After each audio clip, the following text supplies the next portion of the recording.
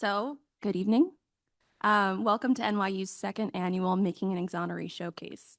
I'm so happy to see everyone here. I'm so happy to see all the family members here. Thank you for coming. So happy to see my wonderful students in the front row. I'm so grateful for you all. My name is Shosh. I'm so lucky to be the instructor for this year's MAE class at NYU. So lucky. And I also want to say tonight is a night of celebration, right? We are celebrating the incredible work that the 16 undergrads sitting in front of me did throughout the semester. Yeah, yeah.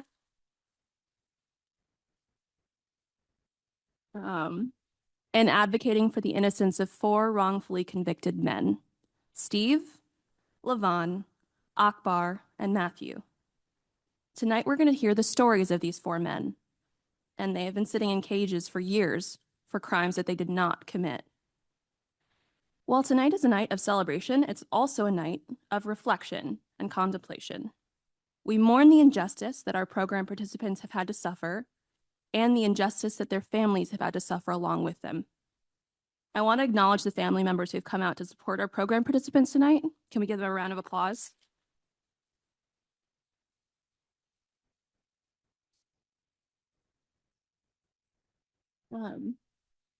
Oh, sorry. Yeah. That's my family over there. That's my son. And an extra special shout out to Dahlia, who's not here yet, who's Levon Stokes' granddaughter. It's her 6th birthday tonight. So hopefully she'll watch this back and see it later. But yeah, the amount of time that has been stolen from these individuals and families is staggering.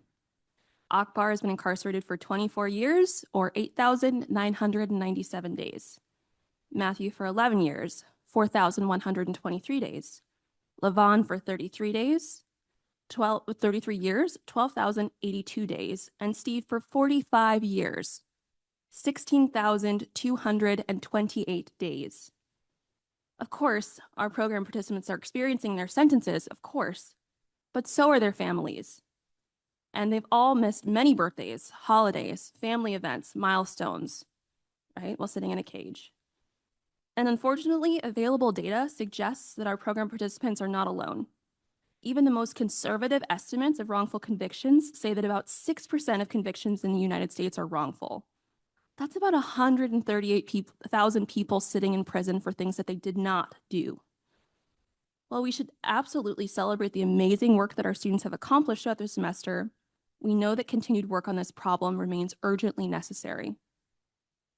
But tonight is also a reminder that wrongful convictions are not just statistics.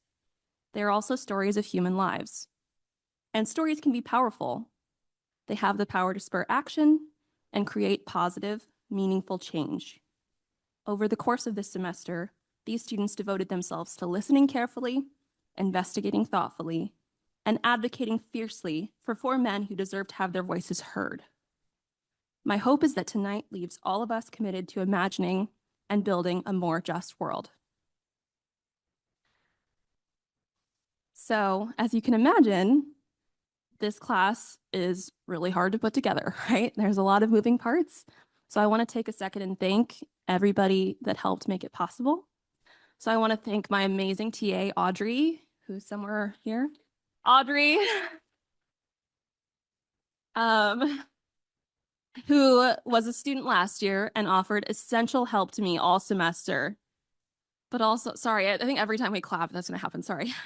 But also essential help to the students when they were frantically editing and cutting all of their documentaries together. I also want to thank Sullivan Gaudreau for his amazing dedication in helping our students learn to be filmmakers, as well as his tireless support in helping them craft their amazing documentaries. Where's Sully? Amazing. Thank you so much. None of this would be possible without him. And I also want to thank Christian Rodriguez for his extra film support. I also want to thank the entire MAE staff, Amelia for her amazing program management. Where's Amelia? Amelia,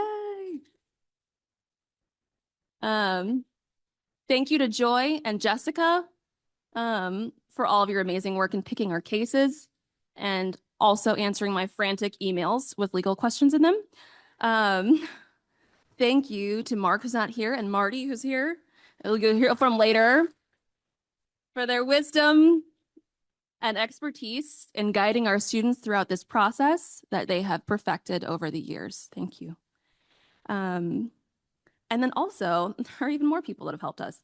It'd be completely impossible without the amazing experts that have helped us. We have Matt Jones, Dan Sines, Mohammed Salam, Alan Hirsch, Ethan Parabashi, Justin Brooks, William Buey, Andrew Smith, Anthony W.D. Bernardino, Robert Dunham, Bill Mushi, and Tara Whelan. And then also thank you to our amazing guest speakers who took the time to help our students work through these cases in our classes.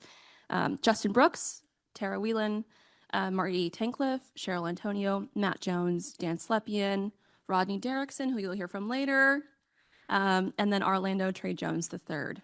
Thank you so, so, so much. Okay. So Mark Howard, one of the co-founders, can't be here tonight with good reason. He's watching his son graduate in LA, so definitely good reason there. But I do have a pre-recorded message from him, so we're just going to listen to that really quickly, if it'll play. Oop. Yeah, okay. I think I might need some of that help. Okay. Oh. Yes, hey, Sully.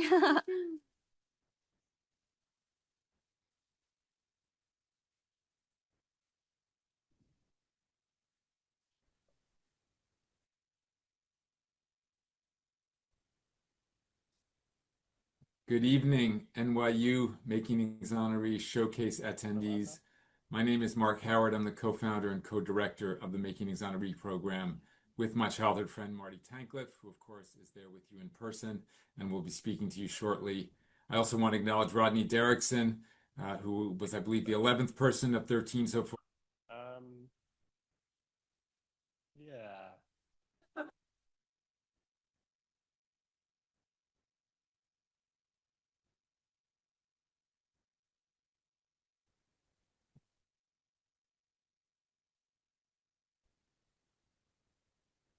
Good evening, NYU.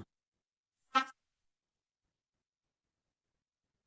think that might create some bad feedback. May create bad feedback. Okay. So we're going to hear from Marty Tankliff.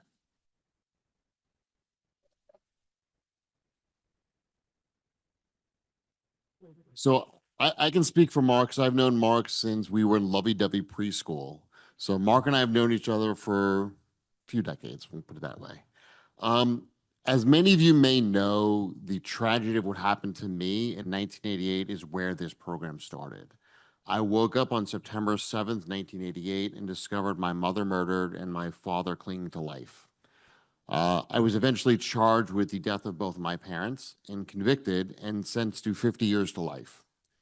If the state of New York and Suffolk County had their way, my first eligible parole release date would have been October of 2040. Thankfully, I never stopped fighting, and I was freed and exonerated in 2007. And shortly after that period of time, I went on to finish my undergraduate degree at Hofstra, went on to get my law school degree at Toro. And in 2018, Mark and I said, let's combine our forces. Let's utilize undergraduate students to reinvestigate cases to make sure there are no more Marty Tankliffs. We felt that the undergraduates were powerful enough to go out and investigate, because in so many of these cases, that's what's missing. It was investigations. And it's tragic when you hear students go out and speak to witnesses and they say, you know, nobody's ever spoken to us. Or they go out and speak to the original trial lawyers and they say, we've never been to the crime scene. Can you imagine that? Can you imagine having somebody represent one of your loved ones who didn't have the common decency to go out to a crime scene to know what happened? So in 2018, Mark and I started this program at Georgetown University, and we started with 5 cases, and we were originally called 400X. And most people thought the X was because it was experimental. People thought, what could undergraduate students do, right? What could 20, 21-year-olds do? Thankfully, 4 months after our first semester finished, we walked Valentino Dixon out of a New York State prison after serving 27 years for a crime he didn't commit.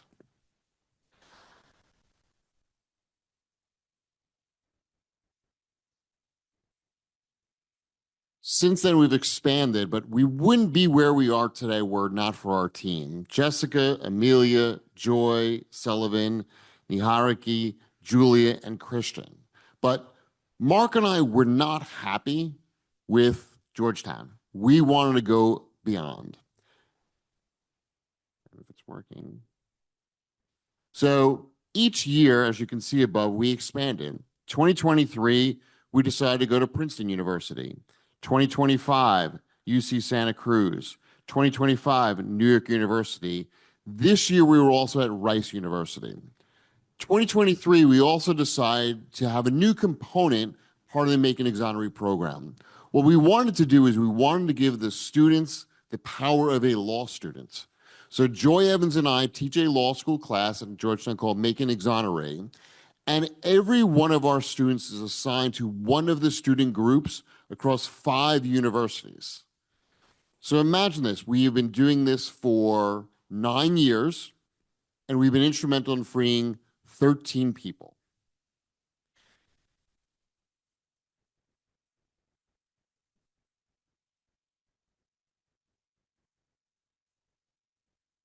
I think anybody who looks at this screen is imagining, especially the students, next year or the year after, that their pictures will be up there and their program participants will be up there.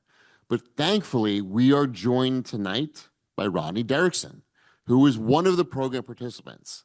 And what's always amazing is when you see the program participants, and kind of hate that term because they're human beings, they're individuals. I think these are people seeking justice, that you know that your students, your kids, your money is going to something good. Because Making Exoneree functions on donations.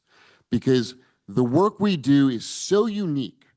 How many other classes do you know where the students go to travel to crime scenes, fly across the country, retain experts, get involved in making a difference? The students that do this work dedicate countless hours of their lives. I've always said if Making Exoneree was in existence, I probably would have served 18 years in prison. And I know Mark and I aren't proud that you can even imagine.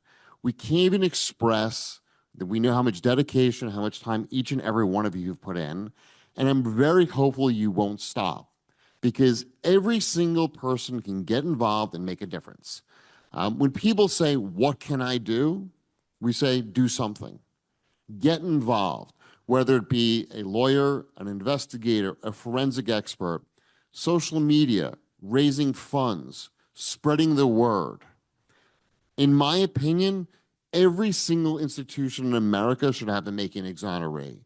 If we had Making Exoneree across this country, the number 13 would probably quadrupled, if not more. And without further ado, I would like to welcome up Rodney Derrickson, who is one of the program participants.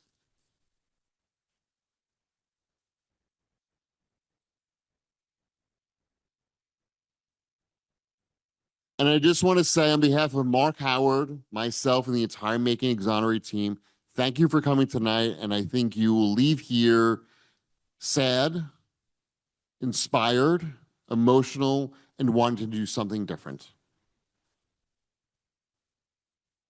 Take it over, Ben. Good evening, everyone. First and foremost, it is truly an honor to be here amongst the students that's doing this work, faculty, staff, advocates, and the families of those who were wrongly convicted. Each of you are committed to doing some work that is urgent. It's urgent. You have people suffering in prison and in prison for crimes they didn't commit. So the urgency of justice is real. And I want to thank Mark, Marty, Tankcliffe, Soch, and this whole entire class, because I was behind. I was in that prison cell.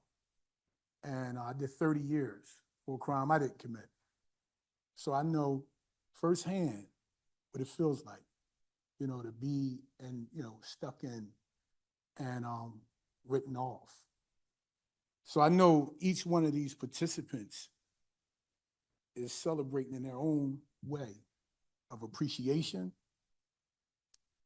thanks, gratitude, and in hope. Okay? I must give a shout out to the Georgetown Making an Exoneree class of 2021, in which I was, and I would be remiss if I didn't, who helped make my freedom possible. And that's Josiah Laney, Kelly Gunan, and Avery Sands, students just like you guys, who helped make it possible for me. Now, I'm not fully exonerated. I was let out on parole, but my innocence mattered before the parole board. And we didn't shy away. We kept going. And I'm still fighting today to clear my name and get fully exonerated. So we can't just attack these wrongful convictions on just one front, but on all fronts. And that includes clemency, commutation, parole, any way to get off people home, right? Events like this is important because they remind us that wrongful conviction work is not just about legal cases, it's about people. Behind every one of these cases that you'll see here, it's a human being. It's a son, parent, an uncle, a brother, a grandfather.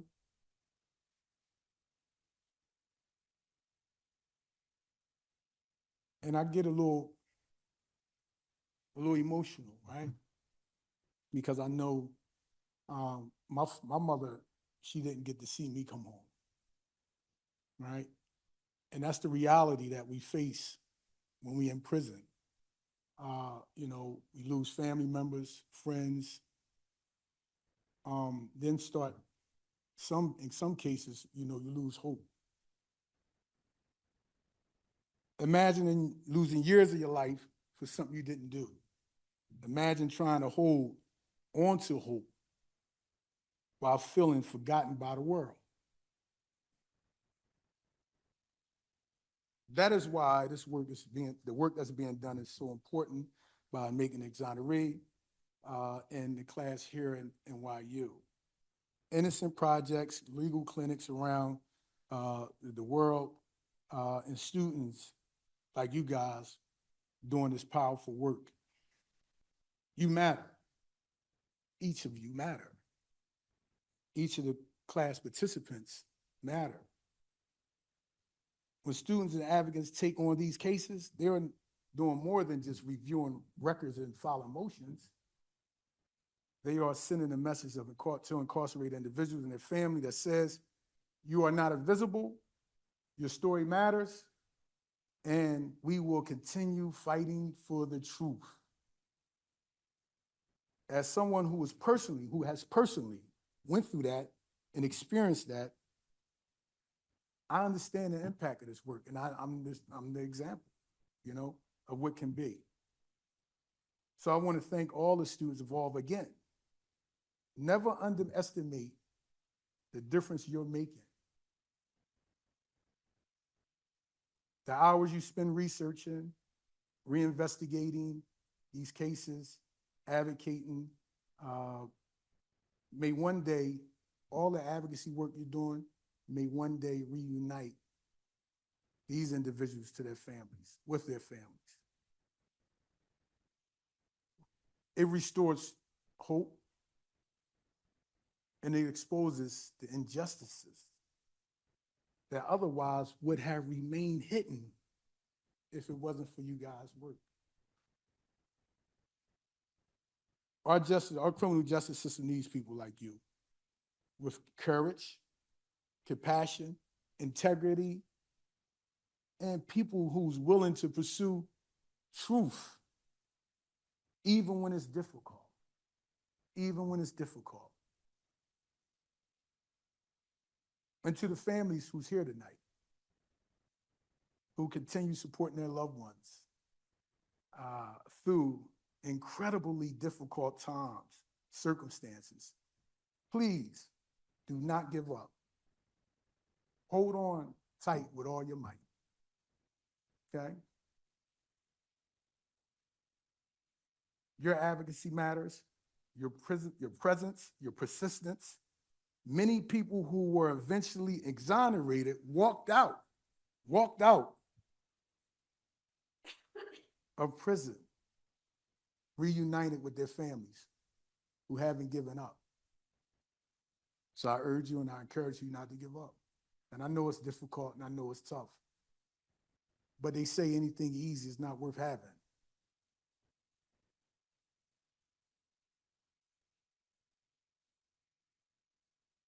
Before I close, I want to leave everyone with this thought.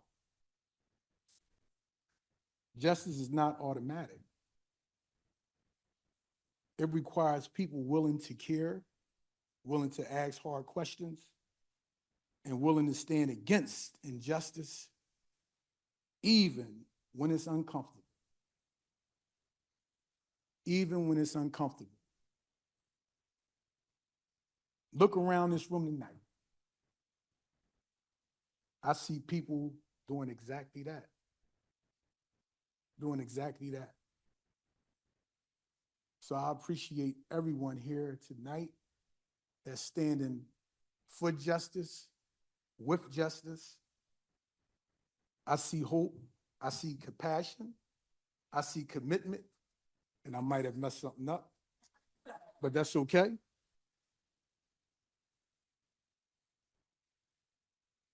So let us continue doing this work together. It's urgent, it's necessary, it's right. I want it's just Dr. Martin Luther King says, it's never the wrong time to do the right thing, right? It's never the wrong time to do the right thing. And so any judges or any prosecutors or anyone that's in authority to reinvestigate, reopen somebody's case that's been wrongly convicted, do it. Just do it.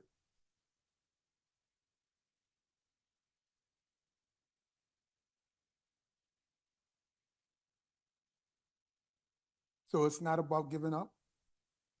It's about commitment. It's about people like everyone in this room who stands up for justice in order to help free the wrongly convicted.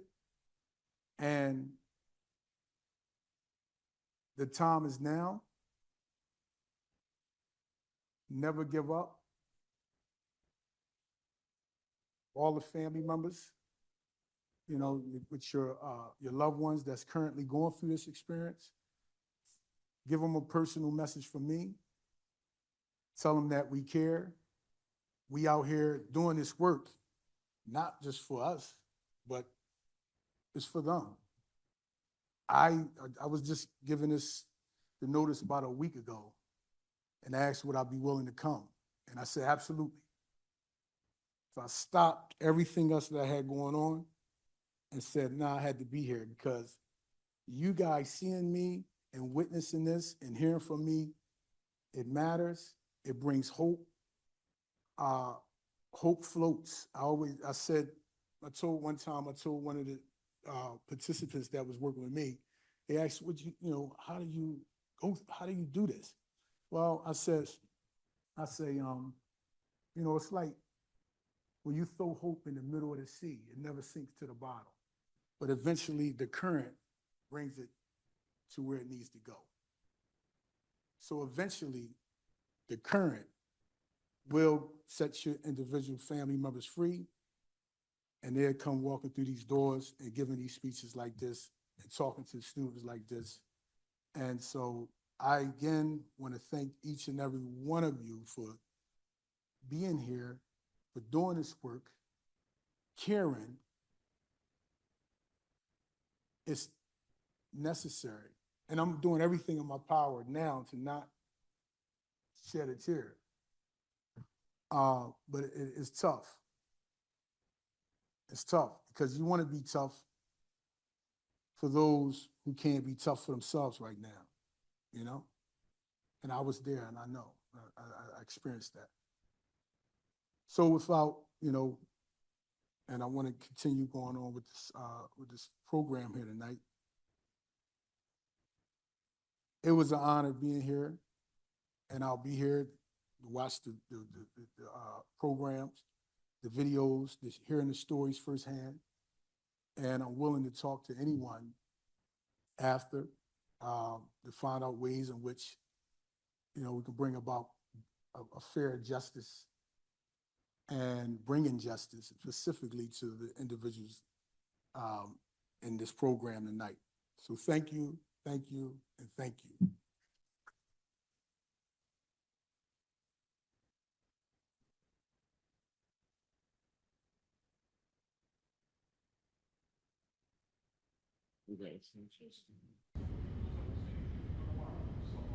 It's obviously not you. Maybe if we do this? Yeah, there we go. Okay. So I just wanted to say two quick closing things. These programs wouldn't exist without our sister staff members. I want to thank Shosh, Audrey, who's the TA, and Lynn. And I want to leave you with one closing statistic. Since 1989, the National Registry of Exonerations has documented individual exonerations. As of today, that registry has 3,811 innocent people registered as being innocent. It's almost 40,000 years of wrongful imprisonment. That number should scare you, but we want that number to double over the next few years by having Making an Exoneree and other people caring about this work and giving a damn and making a difference. Thank you.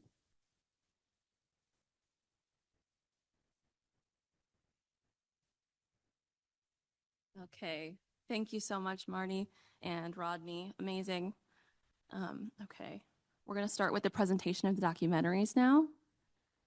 We have Team Morales. Could Team Morales join me on the stage?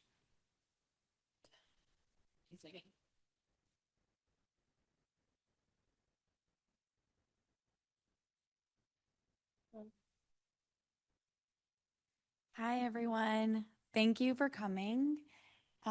It's like so many people are here. Yay. We're deeply humbled by the opportunity to have learned the story of Matthew Morales over the past couple of months and the opportunity to share it with you all today. In 2016, Matthew was wrongfully convicted and sentenced to life in prison for a crime he did not commit.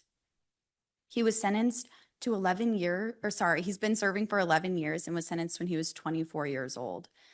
He has now been wrongfully convicted, missing 11 years with his family, his 2 daughters, and his friends, who all mean the world to him. And he has had 11 years taken from his life. The case against Matthew is founded primarily on an incentivized witness testimony. The key witness, Luis Fuentes, had known Matthew since their childhood, and despite matching statements being given on the day of the crime, when they had willingly spoke to police to help solve this case, Fuentes had implicated Matthew months later, while he was facing unrelated charges. Originally, officials had claimed that no deal was made to produce this testimony. Forensic science presented during his trial was misrepresented by the state's prosecutor, and a report later revealed aspects of this evidence to be entirely unreliable. Thus, Matthew's conviction was founded on Fuentes' testimony. Now, 11 years later, it has been confirmed that not only did this key witness take a deal, but he was also pressured by investigators to implicate Matthew in the murder. Our documentary seeks to shed light on this injustice and advocate for Matthew's release. We would like to sincerely thank Matthew and his family for opening their hearts to us and trusting us with their story. We know that for all of our meetings and interviews, they had to recall and retell the hardest and most emotional moments of their lives. We are extremely grateful for your sincere candor and ongoing support throughout the process of making this documentary. We would also like to thank the NYU Sociology Department for this opportunity and Making an Exoneree for all of its amazing work and encouragement on our project this semester. Last but definitely not least, we would like to offer a special thank you to Shosh, Sully, Audrey, and the rest of the MAE team for their time and support during the filmmaking process. We couldn't have done it without you. Now we will be sharing our documentary. This is Matthew's story.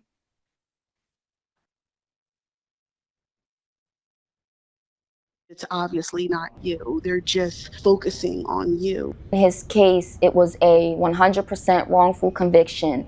I honestly believe that my son was going to come home. My name is Matthew Stefan Morales. I was wrongly convicted and sentenced to life without the possibility of parole. And you put someone away that is wrongful, that did not commit the crime. You still got that person that's out there that did. 24-year-old Matthew Morales is on trial for criminal homicide. Police allege he shot and killed the victim on the street after a fight in the Turkey Hill convenience store on New Holland Avenue last year.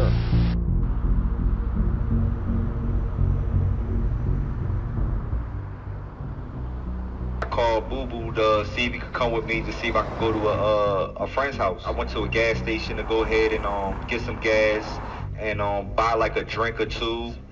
So when I got there, we pulled up. I went inside, and there was a couple people there. Surprisingly, there was it was quite a few people. The individual that was in there, it seemed to be like he was a little bit belligerent. Did he seem like he was intoxicated or anything? Very much so. Very much so. He had put his attention towards me and asked me a question about his religion and how much he commits his faith. I mean, he's just being facetious a little bit. The second gentleman's friend came back in, paid for gas. They stepped outside, had a conversation, pumped their gas. Then the confrontation happened, and I could see them. They were hyper and they were arguing loudly, and the first gentleman had walked off.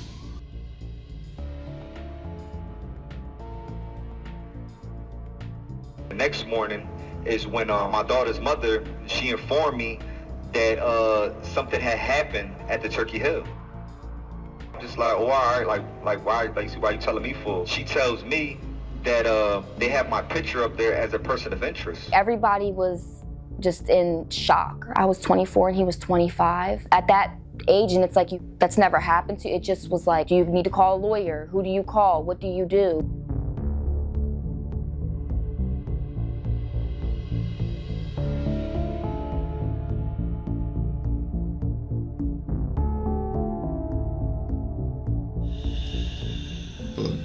I'm ready to go. You ready to go? Yeah. I'm going to tell you, Louis, I understand Matthew's family. You've known him since you were a kid. But there's no sense that you should sit in jail for a mistake that he had made. Maybe he made. There I go again, what? Saying that we did it. You keep on saying that. The evidence is there. Okay. I'm trying to give you a chance. Plain and simple. Yep. That's it. Let me get you my business card.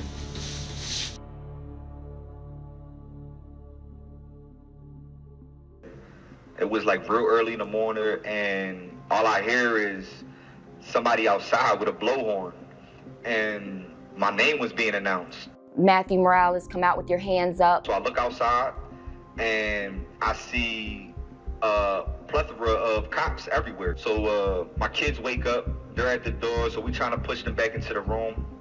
And I give them a hug. Like I said, I've never been through this situation before. I've never been arrested. So all this is new to me.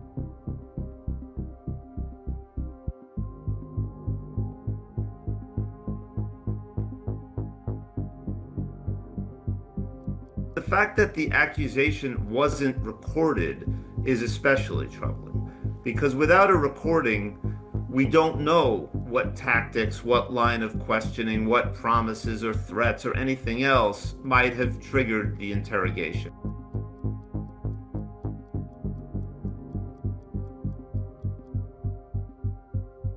By far, I didn't think that he was testifying against me. More so, I thought he was testifying for me. Mr. Fuentes was the only eyewitness at Mr. Morales' trial. So his testimony carries significant weight. I don't think it was you based on where the shell casings and everything were found. I don't think it was you. So I'm trying to give you an opportunity to try and save your hide for going down for a homicide, a co-conspirator in a homicide versus taking the fall.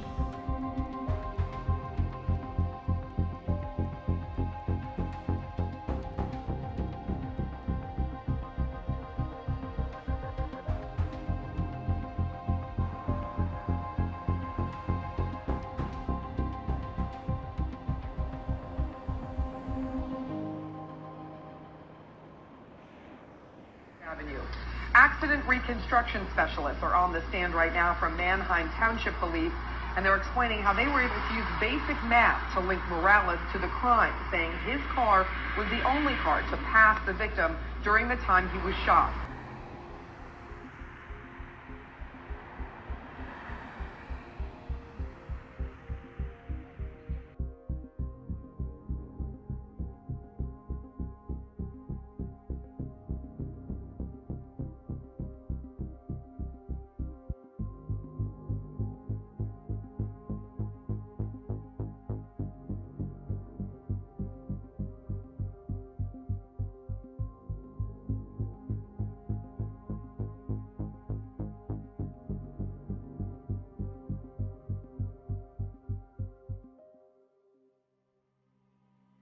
The person that ends up going down for something that they did not do, it takes all this time away from their life that they can never get back.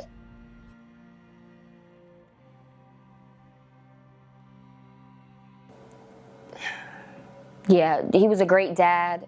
He is a great dad. He tries every time that he calls, and in the visits, he tries his best to, his daughters are being teenagers now, so he's also trying to understand where they're at in life today. You have to think they were little girls who still played with Barbies and baby dolls when he went away. And, he gives it 110%. Matthew is a loving person, a person that respects life because that's who we taught him to be, to respect his elders. A mannerly person, a person that did everything he possibly can, worked so hard to take care of his family. He worked a full-time job.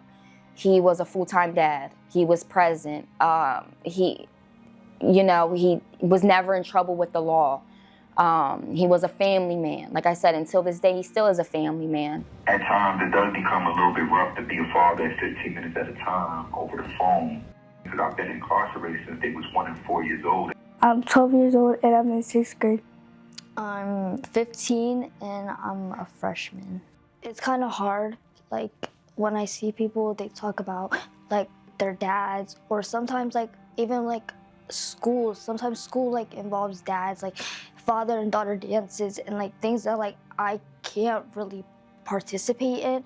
And it kind of like upsets me because it's like I see everybody else having like fun or talking about their dads and like doing things with their dads, and like I feel like I sit here and it's like I can't do that.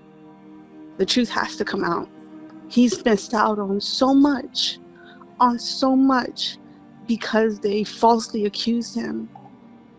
And it's not fair. It's not fair for his kids. It's not fair for his family. And it's not fair to him. One day the system is going to overturn it. It's going to see what we see.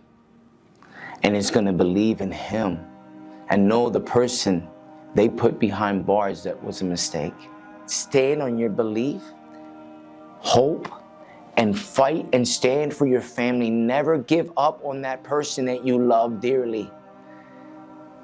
Just fight. Continue to fight. As long as there's breath, there is hope. I love you a lot. I miss you, and I really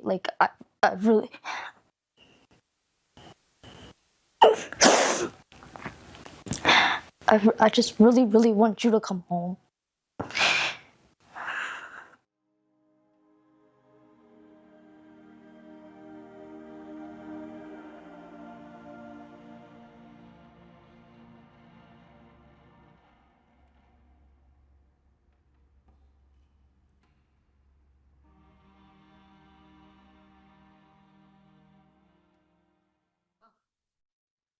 Amazing. Let me dry my eyes really quickly. That was incredible, folks. Great. So next we're gonna have Team Zarevich. If you wouldn't mind coming to join me up on the stage.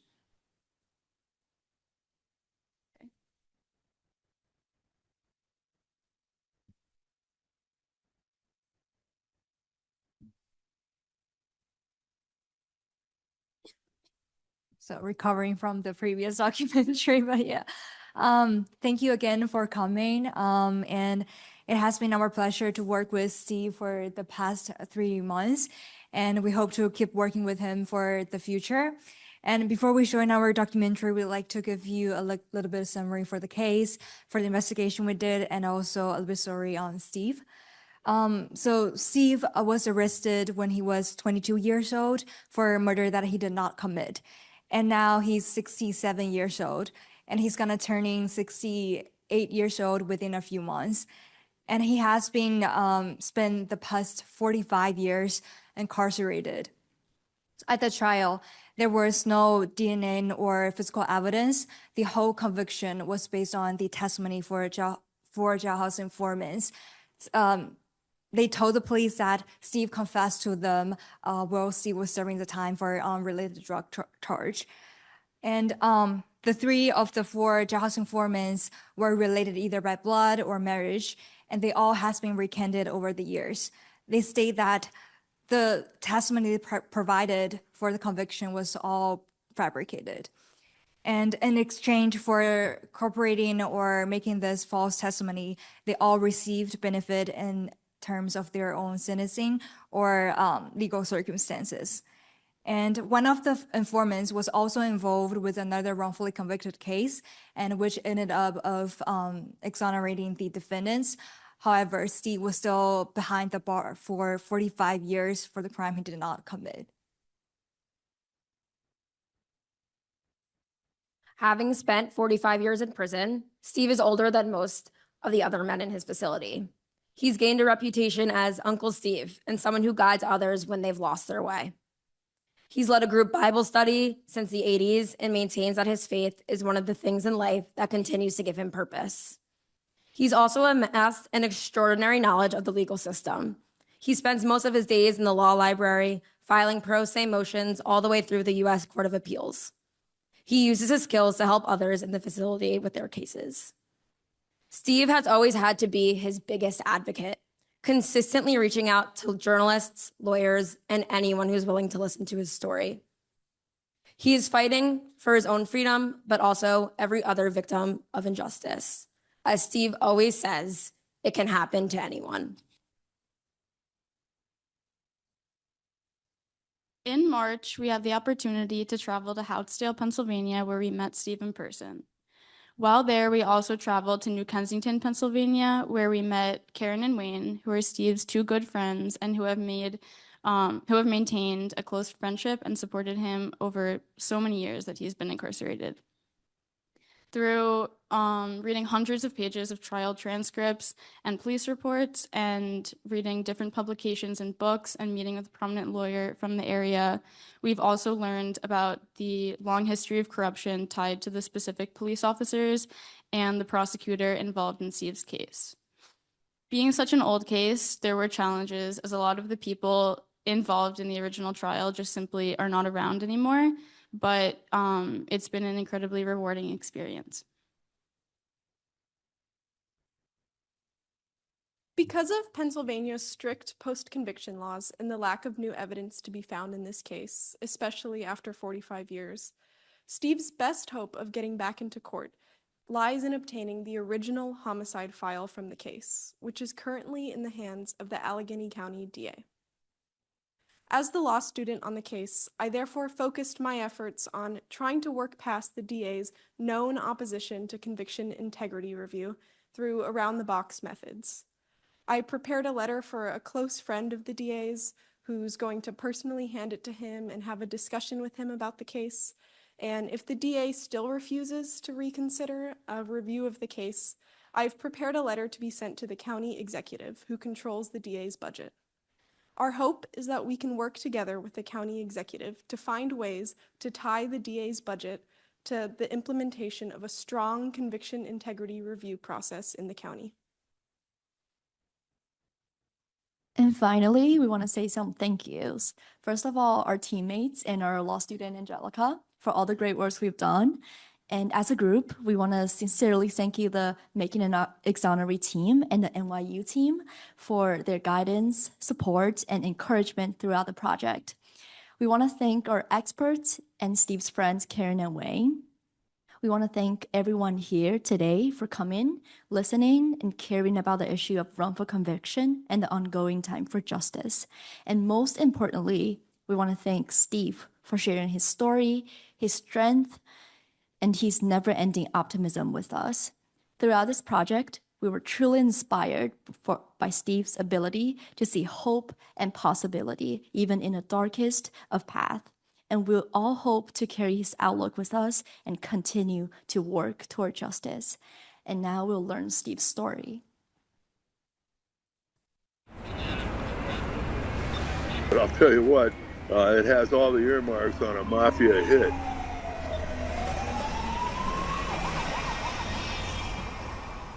The investigation into Billy Merriweather's death began along Bull Creek in Allegheny County in 1981. Steve Zarevich has always claimed he had nothing to do with this murder. And in 1983, a jury convicted him and sentenced him to life.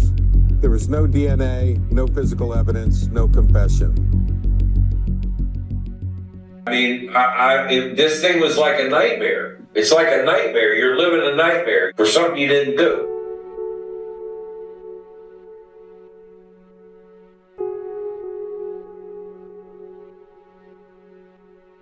Only evidence that convicted Steve was the testimony of 4 jailhouse criminals who said that Steve told them he killed Merriweather's. Now, the problem is the record does not disclose this deal, but we know for certain there were some promises of some kind made. Prison informants play a pretty significant role. About 15% of exonerations involve false information from informants. It was very clear that the people who the government was using to testify and then eventually convict Steve Zarevich were all liars. They were all the most unbelievable collection of miscreants that I've ever come across. It is really not believable in Steve's case to think that 4 jailhouse criminals woke up one day and said, you know what, we heard Steve confess, we are good citizens, we have a civic duty to tell the prosecution. They knew each other, they were talking with each other, they talked with the police, they talked with the prosecution, and they worked out a deal that was in their best interest. Wrongful murder convictions don't tend to be accidents. If you see a murder case where the key evidence comes from an informant and it's not backed up by any physical evidence, that raises a red flag, because that could mean that they just made it up. And when I realized that they were using the testimony of these guys, it was laughable. Bowen he not only lied, but he admitted he lied in several different court proceedings.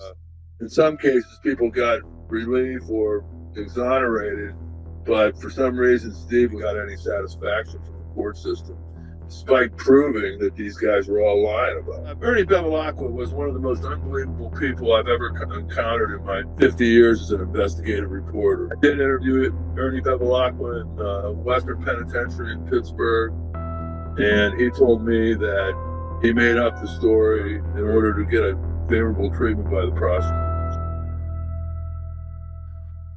Soon after being named by the informants, Steve was questioned and passed a polygraph test about his involvement. They said, well, you want to take a polygraph. We think you might have had something to do with this. I said, well, I'll take a polygraph if I pass it, and that's the end of this. The prosecution knew that Steve had passed a lie detector test. While being questioned, Steve mentioned his friend, Wayne, who lived in the victim's neighborhood. The police had come to the house and asked me some questions about the Merriweather case. The point they were really pushing at that time was he there at your house on a given day? I mean, this is like several months later, 9 months later. We didn't remember one way or the other. And they said, well, we need you to come down here. I said, well, if you don't come down here, we're going to drag you down here.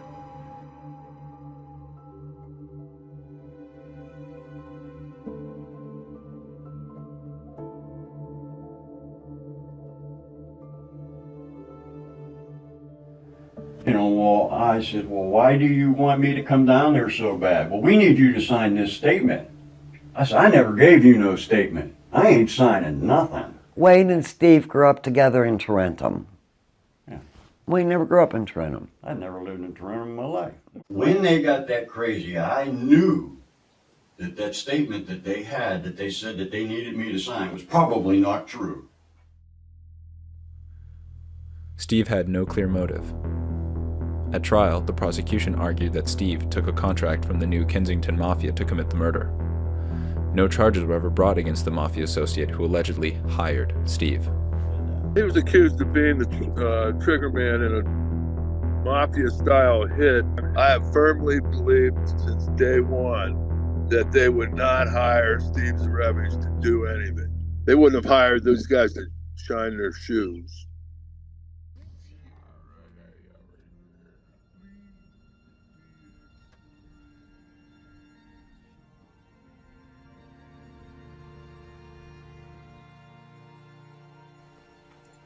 The family of the man who was murdered, yes, always said that Steve didn't do it. Right.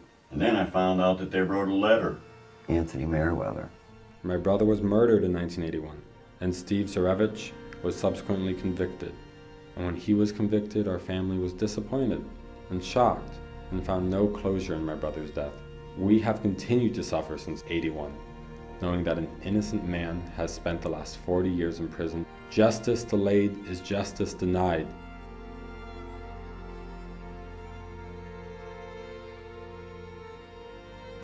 His work jacket, vest, fishing vest. Fishing vest. Save that for him now, just cause. Oh, his beanie. Have to save him his beanie. Probably still smells like him. I'm not smelling it to find out.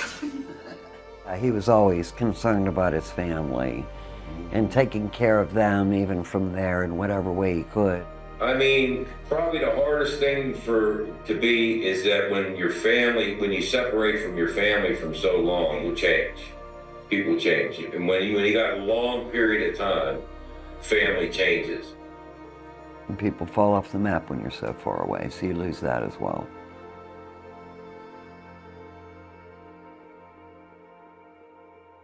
And it's terrible that we know somebody that it has happened to. You know, I mean, you see these things on TV, and until you know somebody that this has happened to, you know, it's not real, but it's real.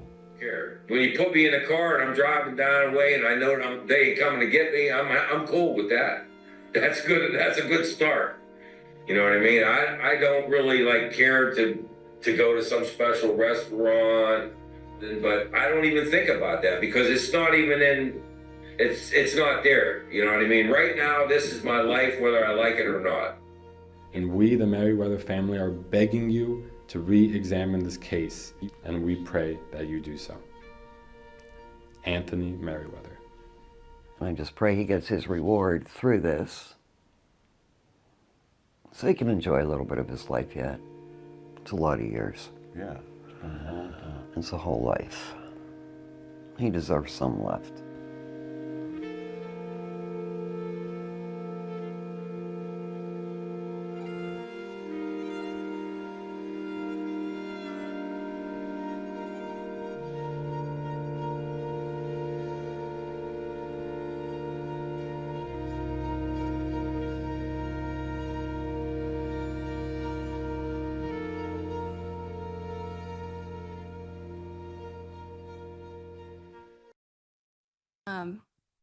Let's take a 5-minute recess, bathroom break, mingle.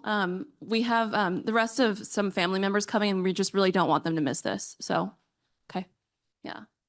Quick break. We'll be right back. Yeah. All right. So we're gonna get started. If Team Hassan El can join me on the stage. I do also want to call attention to the amazing Free Akbar t-shirts we have in the audience. Love it. Amazing. Okay. Hello, everyone. This semester, Lauren, Ashley, Gonga, and I had the pleasure of getting to know Akbar.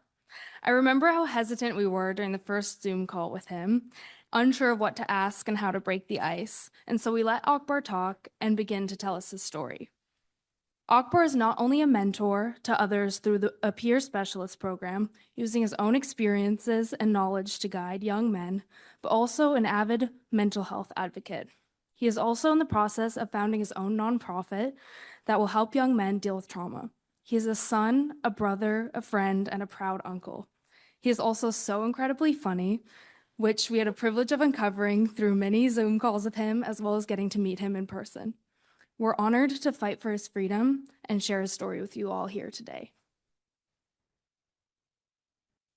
We're here today because 25 years ago, Akbar was convicted of a crime he did not commit. There was no physical evidence connecting him to the crime. He had both an alibi and an alibi witness, and the witnesses who implicated him gave conflicting testimony. Yet he was sentenced to life in prison without parole. We know that this is not just the work of a single person, but rather a consequence of a flawed system. Through the many interviews and conversations we had with Akbar's friends, family, and experts who work or have worked in Delaware, we were appalled to learn about how Delaware has failed time and time again to serve justice to those affected by crime, as well as incriminating innocent people. So today, we urge you to consider Akbar's story and the legal culture in Delaware that has influenced his case.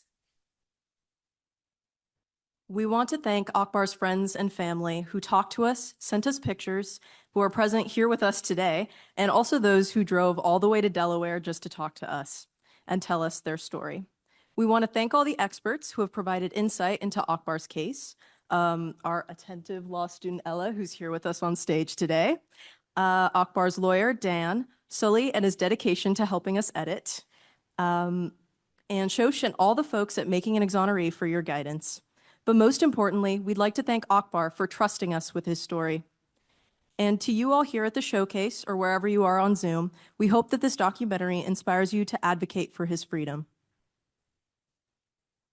Thank you everyone so much for being here. I just wanted to quickly share that it has been such a pleasure, and that's kind of an understatement, to work with such an extraordinary individual like Akbar. And I really hope that, and I know that the undergrads have created an incredible documentary that will show you all the amazing and wonderful and warm and empathetic, just all the positive adjectives I can think of, person that Akbar is. So thank you all for being here.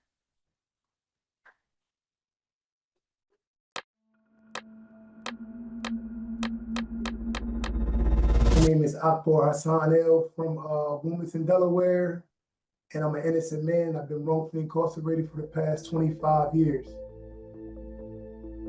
This is my documentary.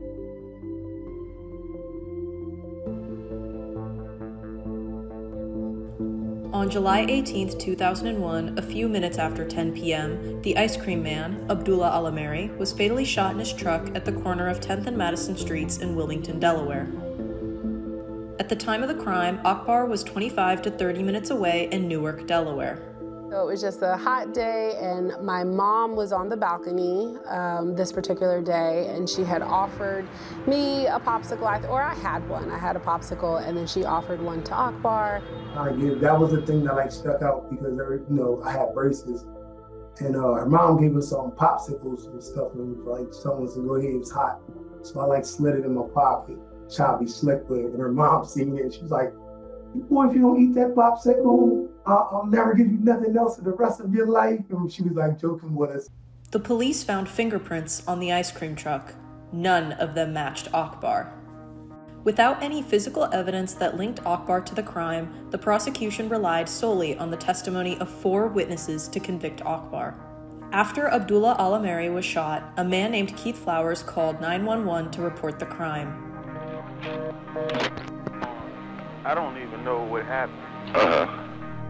A couple days later, he was taken into custody to be interviewed. The detectives only began recording the interview several hours into his interrogation. In his interview, Keith Flowers implicated Akbar and two other men, Tyrone Guy and Robert Zayas, in the killing of Abdullah Alameri. I'm going home, and it's like I got like almost a block to my house. And next thing you know, I'm surrounded by a SWAT team. They just stuck me in a room, making me think I'm doing something. And being 16, and all I wanted to do was go home. Like, I said whatever I wanted. I said whatever I could to say, just to be out of that fucking room. At 16, Robert Zayas was threatened with the death penalty.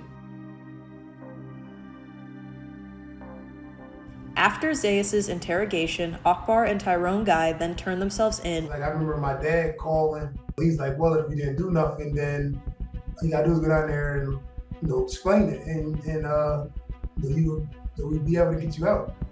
Two more witnesses came forward after Akbar's arrest. John Rice offered Akbar's name in retaliation for a street beef. Another witness named Marcus Archie, who was serving a 3.5-year sentence at the time, asked his girlfriend to contact the police to say that he had information. They vacated his sentence and released him to look for the murder weapon. He never found the weapon. I think John Rice may have been the oldest. Zayas was the youngest. He was 16 years old. The others were in their teens or early 20s. In November of 2003, Akbar and Tyrone Guy were tried together as co-defendants. After ending in a hung jury, it was declared a mistrial. Each witness claimed that Akbar was wearing something different at the time of the crime. So the whole trial was like, yeah, and then Akbar was there. And then Akbar was there. So what did Akbar have? He had on they said I had on a tank top and sweatpants. Then the one person said, he said I had on all black. And Favada's thing to that was, well, it's like a car accident. Everybody's seeing the same thing from different angles, so things are going to get mixed up sometime. But it's like, how can you change my clothes? In November of 2003, Akbar and the other suspect, Tyrone Guy, were tried together as co-defendants.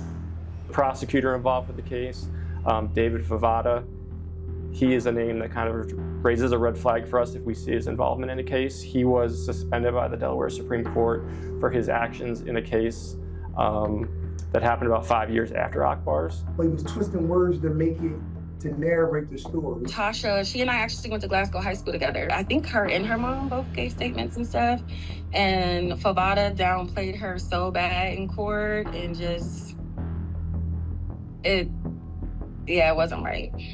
I remember feeling like they don't believe me, and I don't know why or how they don't believe me.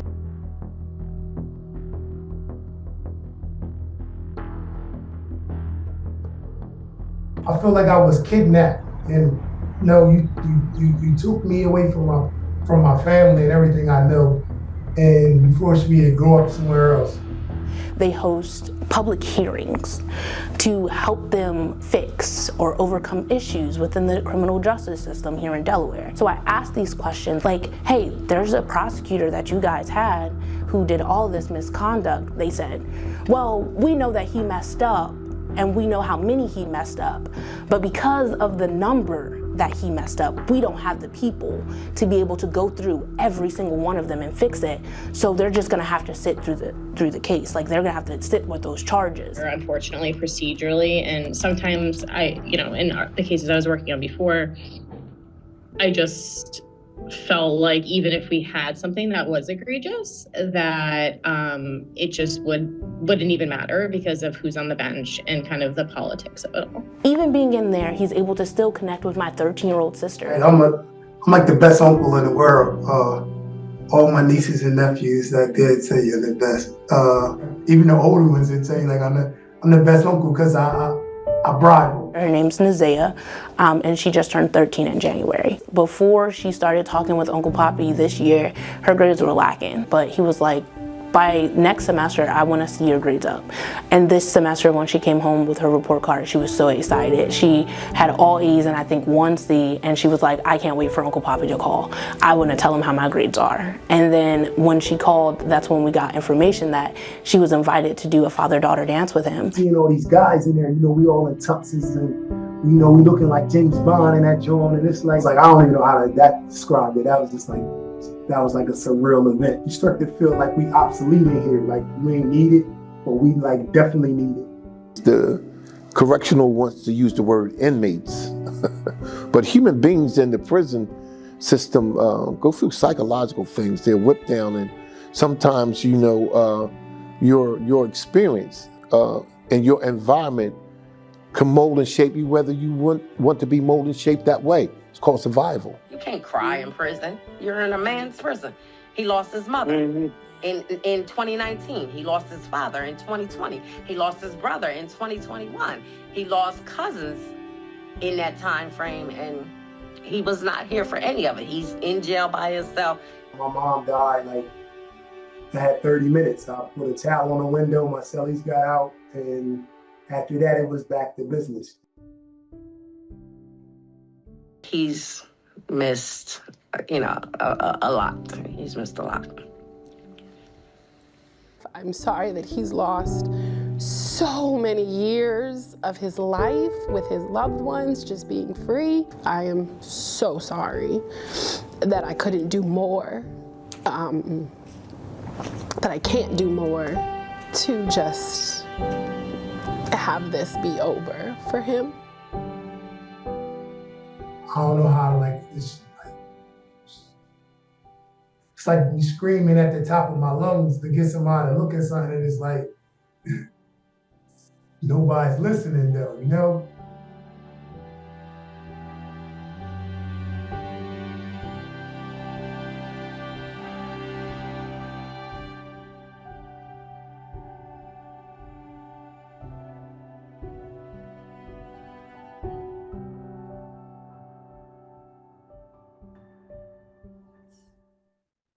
And I think Akbar's watching along, right? He's on Zoom? Oh, dang. Okay, well, I'll have to say hi when he comes in. Okay. So the family's in the bathroom. They're coming. Okay. You want 2 minutes? Do you want to say your stuff, or do you want to wait for them?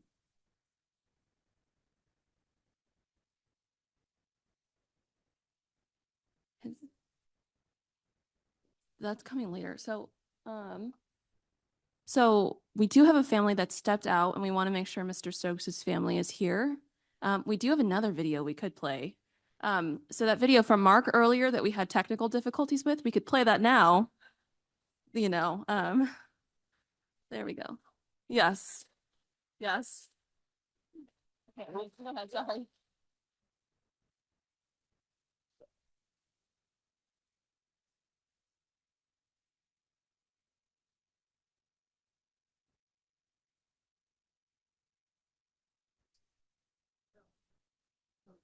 This is Mark Howard. He's the other co-founder of Making An Exoneree. We were meant to play his video in the beginning, but had very interesting, tough technical difficulties. So here he is now. Great. Thank you. Good evening, NYU Making Exoneree Showcase attendees. My name is Mark Howard. I'm the co-founder and co-director of the Making Exoneree program with my childhood friend Marty Tankleff, who of course is there with you in person and will be speaking to you shortly. I also want to acknowledge Rodney Derrickson, who was, I believe, the 11th person of 13 so far to come home through the Making Exoneree program. And Rodney is an outstanding representative of everything we believe in, and really appreciate and love Rodney. And I'm so glad that you'll be hearing from him tonight. I want to acknowledge and thank Shoshana Colson, who has taught the Making Exoneree NYU course for 2 years in a row. She's done such an amazing job with the students, with the documentaries, and with the entire program. We really appreciate you, Shosh. Of course, I want to thank the administration at NYU. I want to thank Lynn Haney and her colleagues who have made this class possible. It's a beautiful partnership across universities who are all united in the common fight for justice, and to work with our students to bring about beautiful outcomes where wrongfully convicted people can walk free from prison walls. And of course, I want to thank the students. I got to meet them a few times during several joint sessions, and I came to an NYU class. They've brought such commitment and passion and dedication to their work on these wrongful conviction cases and to creating their documentaries that you're about to see. I hope that you're proud of your efforts. We're certainly very proud of you. You've done just such a great job putting so much heart into your effort to help free the innocent. And of course, I want to acknowledge the program participants, the people who are still in prison, who you'll be learning about and hearing from shortly. And we will do everything we can, and I say this in particular for some of their family members who are there in the audience in person. We will not rest until your loved ones are free. We will do everything we can to help free them from those barbaric prison walls where they're currently stuck. And you're going to have a great evening. I wish you all the best. I want to also acknowledge my Making an Exoneree program colleagues who are there, Amelia Cipriano, Sullivan Goudreau, and of course, you're going to be hearing from Marty shortly. So have a wonderful evening. I wish I could be there in person, but I'm certainly there in spirit.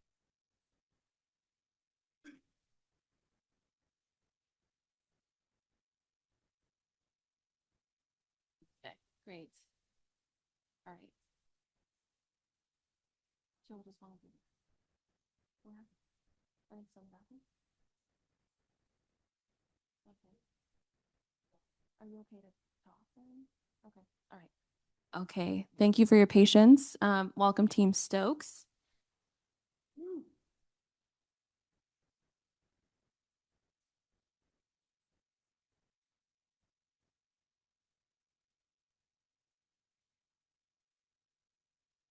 Good evening, everyone. My name is Shelby. This is Nikhil, Sia, and Elise. Over the past few months, we've had the privilege of getting to know Levon Stokes and his story. Over that time, Levon became much more than the subject of a documentary or reinvestigation project. To us, he became our friend. Through conversations about basketball, video games, stories about his family, and texts about the owl perched outside the building that he befriended, we came to know Levon as the loving, kind, and deeply dedicated person he is. Levon is a loving father, grandfather, and husband. He cares deeply for his family and does everything he can to remain a present figure in their lives, even from miles away. In many ways, he has also become a source of support for us, checking in over text, sending uplifting messages before important events or exams, and making time to encourage us. Getting to know Levon has truly been a privilege, and we will continue to support and fight for his exoneration long after this class ends. In 1993, at just 21 years old, Levon was arrested and charged with the murder of a father and son, a crime he did not commit.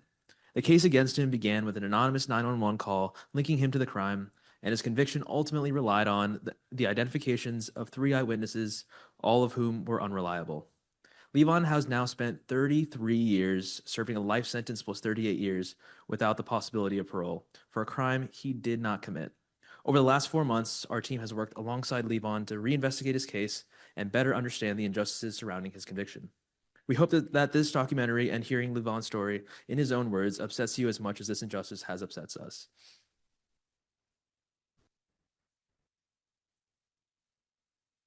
Okay. I wanted to quickly read aloud to everyone a letter that I sent to Mr. Stokes. Oh, shoot. Oh, man.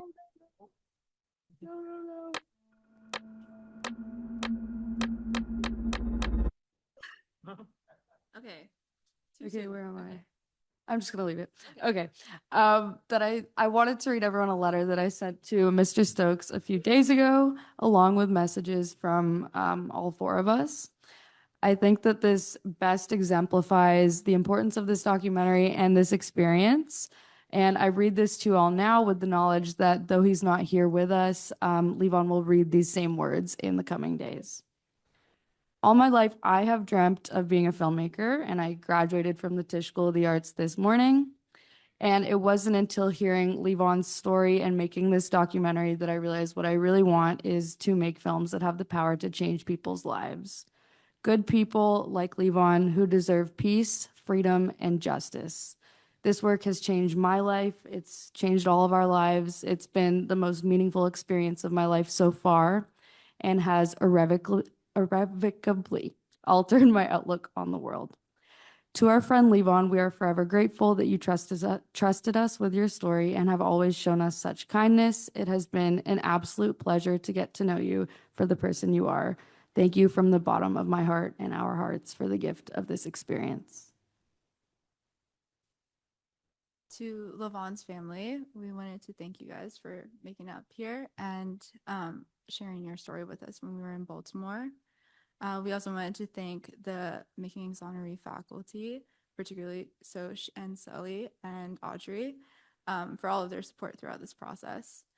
And a special thank you to Jenny, our incredible law student who wasn't able to make it because she's also graduating. But she has been such a helping guide throughout this reinvestigation process.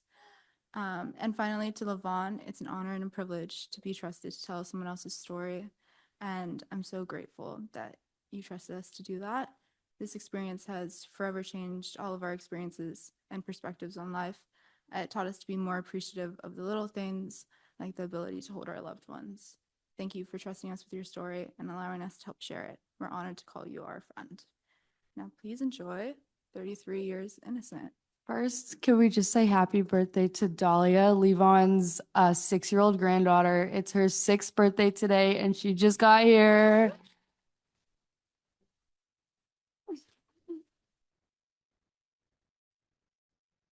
Oh, man. We talking Baltimore before the wire.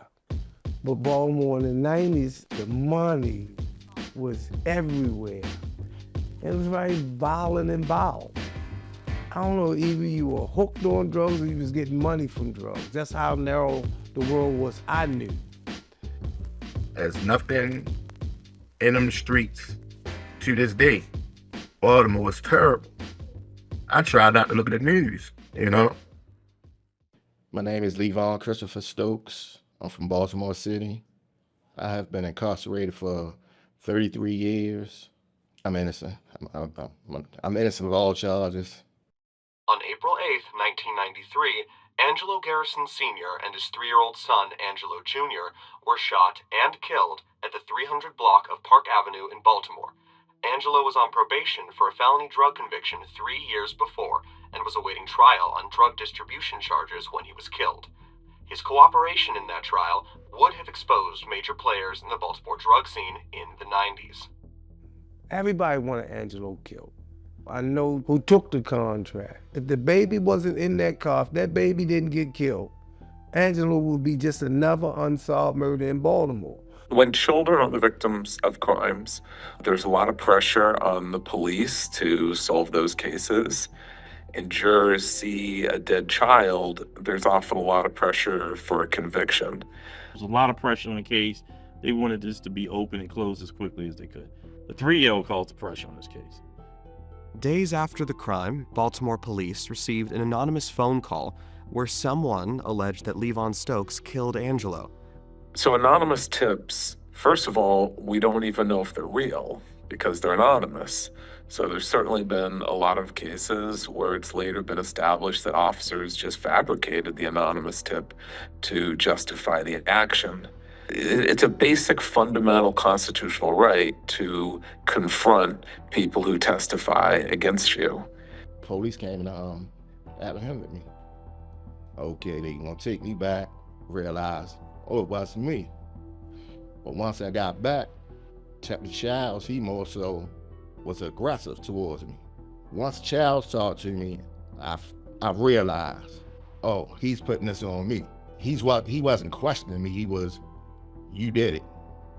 And I saw his face flash across the news. He called me and told me the things that I saw in the news were not true. I believe him to this day.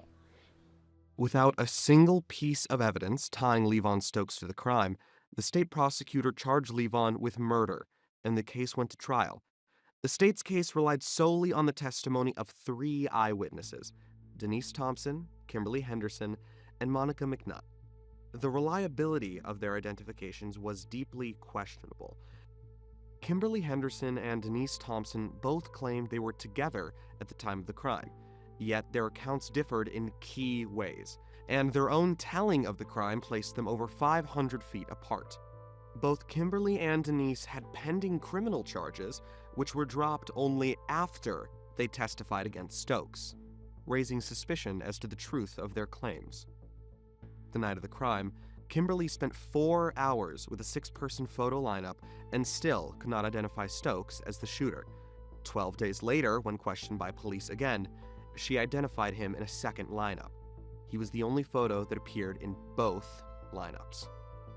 It's impossible for us to determine whether she identified the suspect because she recognized him based on her memory for the culprit at the crime scene, or from that earlier identification procedure. As soon as someone starts taking a long time, if you get an ID that follows from that, it's not a reliable one. 4 hours is absolutely extreme.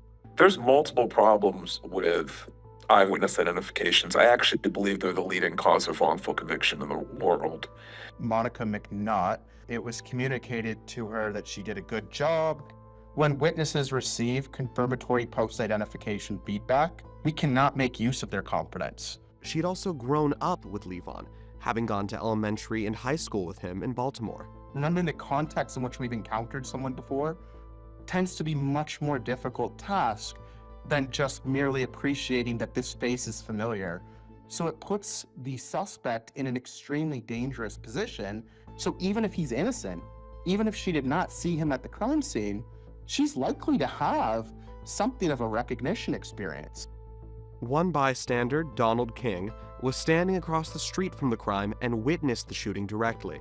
He did not identify Stokes as the shooter. Without a single piece of physical evidence and 3 eyewitnesses with conflicting, deeply flawed accounts, Levon Stokes was sentenced to life without parole for the deaths of Angelo and his son. I've been charged with 2 counts, 1 count of first-degree murder, 1 count of manslaughter. I was sentenced to life without parole plus 38 years. I'm 53 years old. I've been incarcerated for 33 years. Despite having an alibi. The day of the shooting, I stayed in the house. My friend's girlfriend came in. I came out, helped her with the bags. Didn't know anything about the murder until 3 days later. Yes, I was with Mr. Stokes the night of the crime. He helped me to bring groceries into the apartment building. And I cooked spaghetti that night. I remember us eating dinner. Sherry cooked, so often I ate there. I was not questioned by the police. And I know that in life, there's not many things that we can be certain of. But I just know that Levon didn't do it. I know that he wasn't in downtown Baltimore that night. I know he was in East Baltimore on the corner of Ashland and McDonough. Man ain't a killer. And I don't want to say this to disparage him, but he was a little boy. Angelo was a big boy. Man wouldn't have had that contract. He just wouldn't have. Whenever you just have testimonial evidence and you have a lack of good forensic evidence, you can convict the wrong person. And that person can spend the rest of their life in jail even if they didn't do it. I want people to know that my brother, Levon Stokes, is a very caring person. He's a family-oriented person. He has got to be one of the nicest people I've ever had a chance to represent. We played checkers when we were up there. He always lets me win. He makes your day better. He makes my day better. I know he makes my mom's day better. I thank him for it, like how he is, because that made me the father I am now. I love him. We talk every day. We text all day long. So. He's like the glue that keeps everybody together. His main goal is just to be free. Just see his family, hug his family, spend good times and make memories that we not really had the opportunity to make. You can take me somewhere. Where do you want to go? Ice cream truck. I feel like all the time he makes me smile. I just want to see that smile, see him happy. I want to travel. I want to drive. I want to see places. I want to really see what it's like to be a husband on the outside. Hug my mother without going back to a cell. The most difficult part about my brother's incarceration is him not being able to be here for his children. He's suffered 2 tragedies of 2 of his children. I have to get on the phone to tell him that, your son is gone.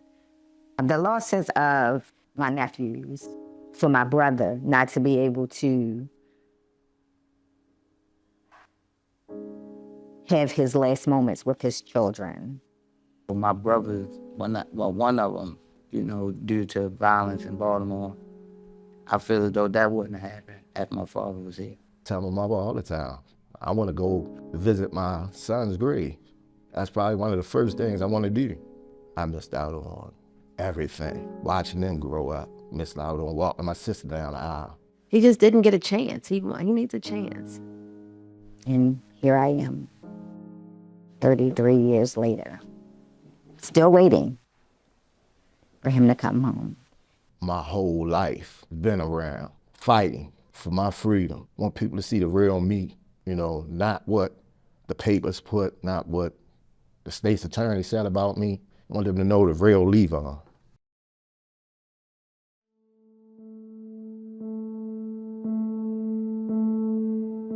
He's got an owl up there he feeds.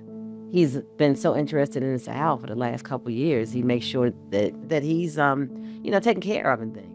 We used to go out in the yard, and there always was an owl out there on top of the building, you know, had a nest. So I used to look out my window and see this owl, and he always was chasing the bunny rabbits and catching gold rabbits and all that. So I took it upon myself. I said, okay, I'm gonna go out and start feeding him. Maybe he'll leave the rabbits alone, leave the kittens alone. So constantly I'm going out feeding him, you know. He coming back. I'm staying, going to the window, looking to see is he out there going out feeding him. He had some more little owls and everything. After a while, they left, but she stayed, you know. I haven't seen that owl now going on about 3 months since I seen that owl last, you know. But that was my owl. You know, I love going out feeding it, you know.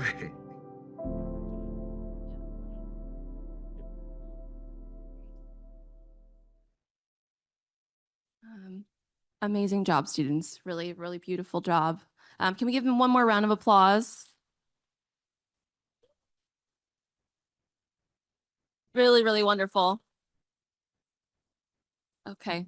So now we're going to hear directly from our program participants. And Akbar is actually with us, right? No? Everybody say hi to Akbar. Okay. Yeah. That's so awesome. He's here. That's great. So we wish all 4 of our program participants could be here in person. Obviously, amazing to have Akbar here, but I wish he could be sitting in one of these chairs. So since they're not, we have pre-recorded statements from our participants. We wanted them to have an opportunity to address the audience. So let's hear what they have to say. So first we should have, let's see, first we should have Team Morales. So Team Morales, can you come up on stage with me? You're not gonna say anything, but just stand here. Yeah, okay.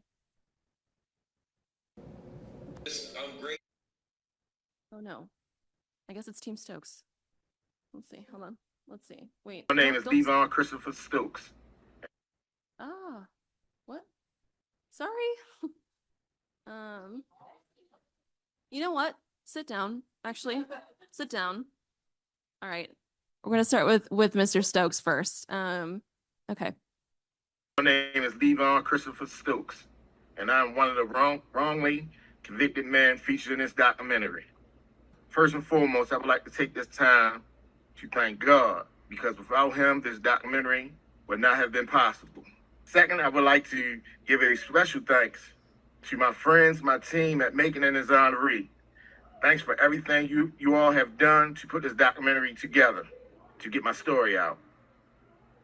A big thanks to my mother, my wife, my sons, Daytwan and Jordan, to my sister, my brother, all for taking time out and to be a part of this documentary and standing by me for over 33 years. I also want to thank Trey for showing up for me when I needed him to. I want to thank everyone who has came out to see this documentary of us wrongly convicted men. My journey is not over. My truth will come out. My story is out now.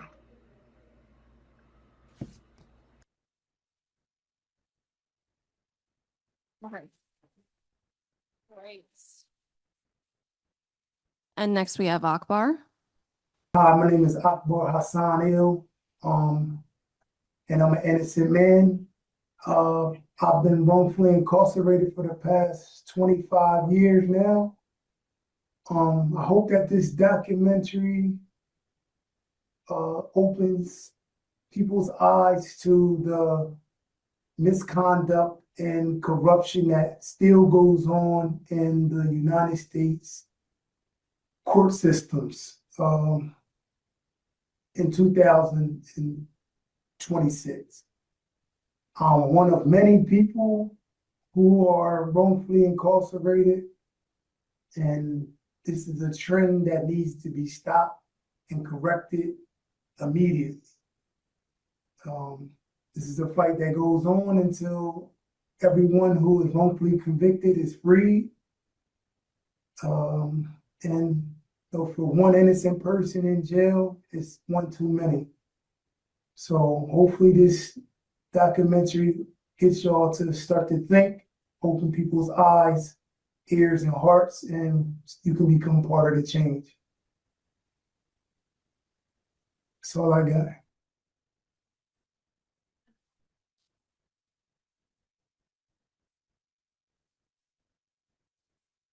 Thanks, Akbar. Okay. Oh, what? Nope.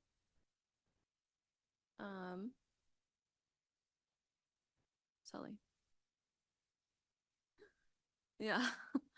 Well, first, I would. That was Matthew. So that's a good start. I'm grateful that this is personal.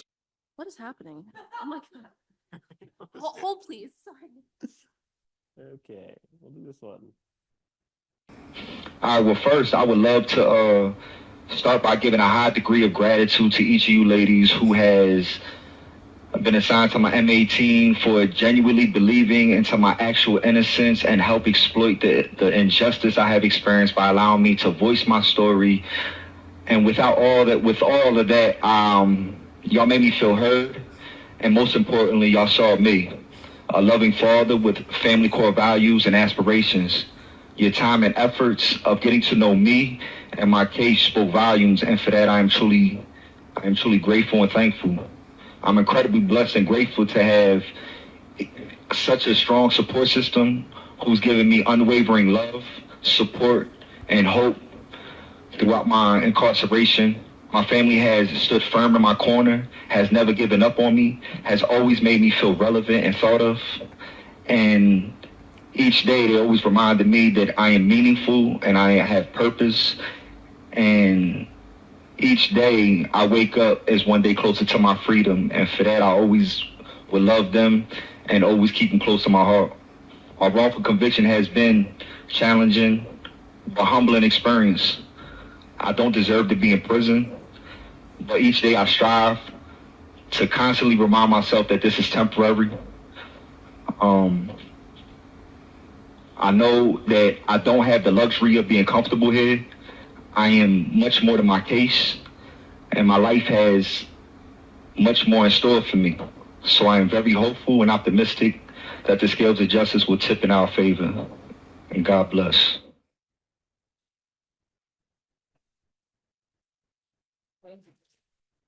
Maybe it was before this week.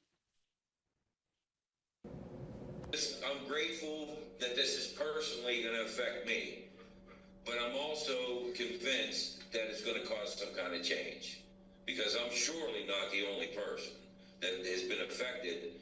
God only knows how many people that are in a similar type situation, for whatever it is. And all the families that suffer, and you lose your mother, and you lose your father, and none of that stuff can be given back. So if this exposes something and causes somebody to take a better look at how you gauge who you put into office, and people start caring more, well, then it's going to be better for communities of people. So I'm not saying just me alone, but hopefully it has an effect on the system.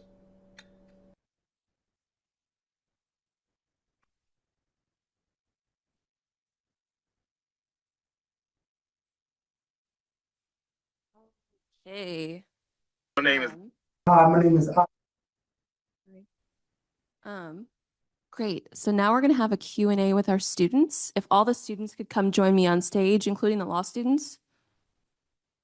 Amazing. Okay, so now it's time for the audience to ask whatever questions they want from our students. So, okay, do I have any questions in the audience?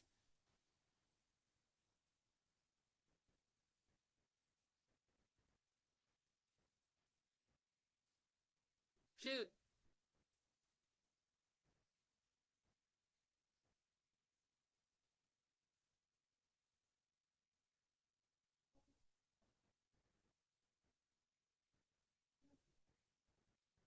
Would you mind speaking up just a little bit? I can't hear you. Can we pass it?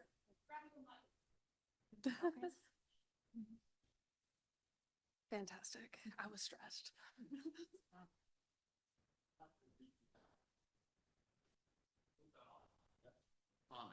It's on, right? Oh, yeah. Okay.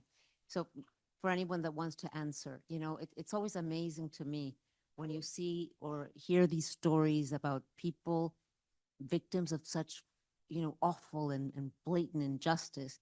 And yet they seem to be at peace. They don't bear ill will towards the people that did this to them.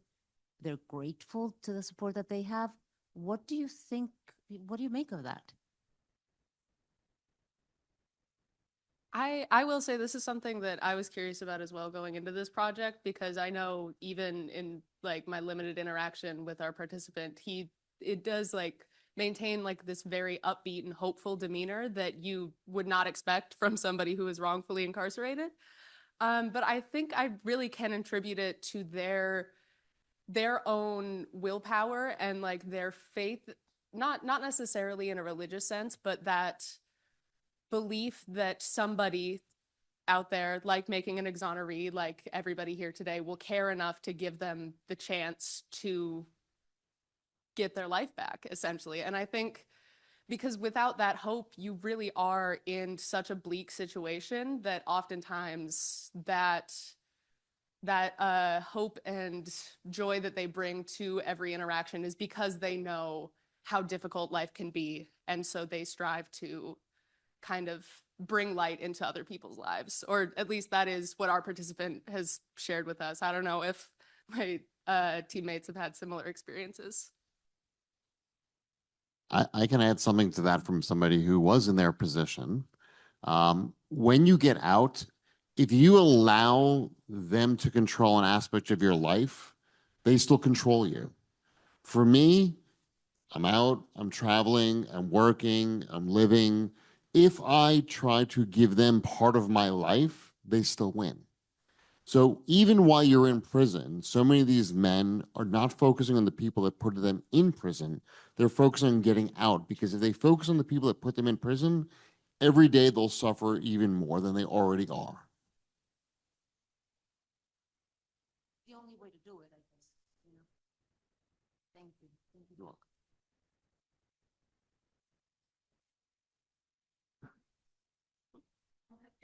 I got the mic.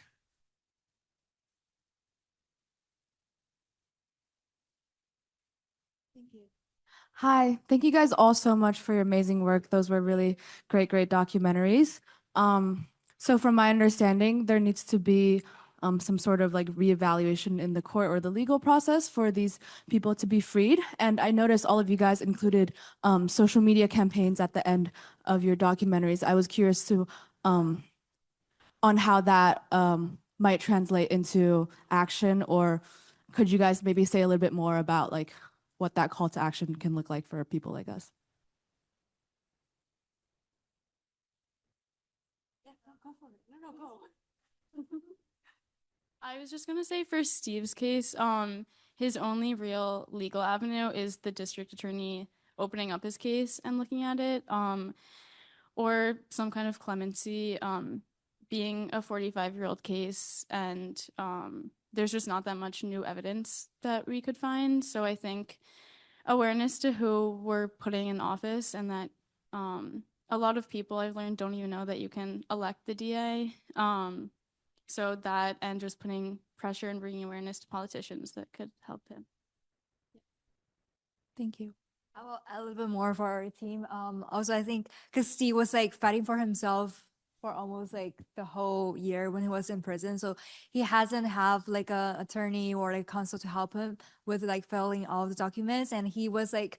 We feel like he's kind of like an expert in the legal field, and he almost like a lawyer of himself. So I guess like our documentary will also kind of like raise awareness for people who might be willing to help him and to give like more support. Yeah.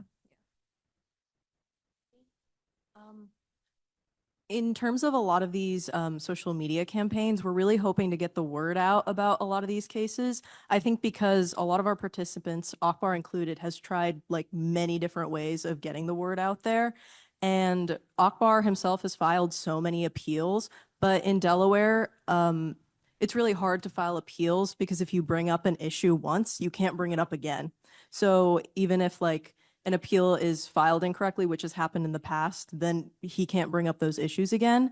And I think it's really important for us to highlight those issues because even if it's been filed once, that thing was still wrong and it should still be brought up. So we're really hoping with a lot of these social media campaigns that people can like recognize that that is wrong and then, you know, like especially in Delaware, like bring that to the attention of people in charge and to make sure that real change happens.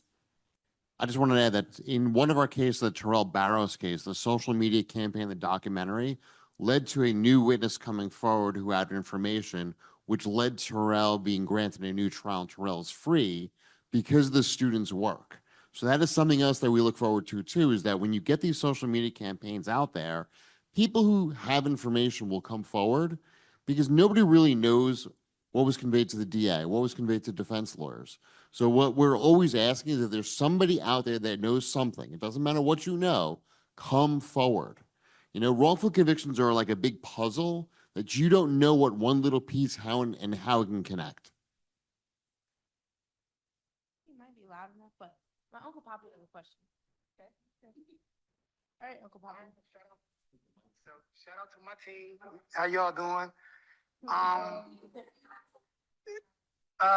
I just wanted to ask, so with y'all all being involved in these type of cases and y'all getting to see this type of misconduct, right? How does that change your view of the justice system that's set up in America? Like, how do y'all view it? Anybody want to take that loaded, take a stab at it? Yeah. I mean, for Steve's case, there's so much misconduct. It was Allegheny County in the 80s. And he's recommended me books on politicians. It was one book in particular that was written by a lawyer who just narrating his life, being excited when he first started practicing and just how beaten down he became, that you have to have these political relationships and everything that happens. And these men were the fathers and relatives of the people who put Steve away. And I think we've talked to lawyers from the area that say that they teach at law schools in the area, that they recommend to their students that they don't even practice in the area. And obviously it happens throughout the country. So I guess just shocked that the system works like that, and that for people to get success in a lot of ways, you have to do these awful things. Just to add on to that a little bit, one of the prerequisites or possible prerequisites, there's options for this course, is another class called Miscarriages of Justice, which essentially spends an entire semester systematically breaking down every way in which the justice system fails its people. And I think it really does set the scene for the work that is done by Making an Exoneree, because it introduces us at relatively very young age to the concept that the justice system oftentimes structurally is functioning against the people that it claims to help. And so I think it has been very moving and very motivating in a way to take action against these structural issues in the interest of making change to help people like the program participants that we have been working with. So I think it has definitely shaped my opinion of the justice system, but certainly was not anybody here's first experience with recognizing its failures. Hello, guys. I just want to say that was really spectacular. All of them were truly amazing. You know, when I met you in early February, you were just like getting your paperwork together and like finding your feet and figuring out what to do. And you really all put together a really cohesive story that was, you know, emotional, but factual. And, you know, you really showed all of the participants and the families. And I think you did a really spectacular job. And congratulations to the ones of you that graduated today. And I'm so happy to know that, you know, this class really made such a change in your life. And I'm so glad that it is at NYU. And I hope everybody here really enjoyed themselves and you know, continues to work on this and contribute to the program however they can. And this is more of a rhetorical question, but I just want to say, I think it's very interesting that there's 14 females in this undergraduate class. So cheers to the one guy who decided to take it. But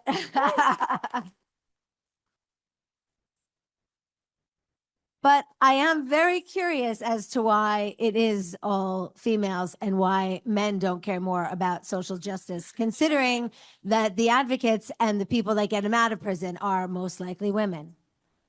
That's my rhetorical question. If anyone has anything to say, they. Yeah, why don't men care about social justice?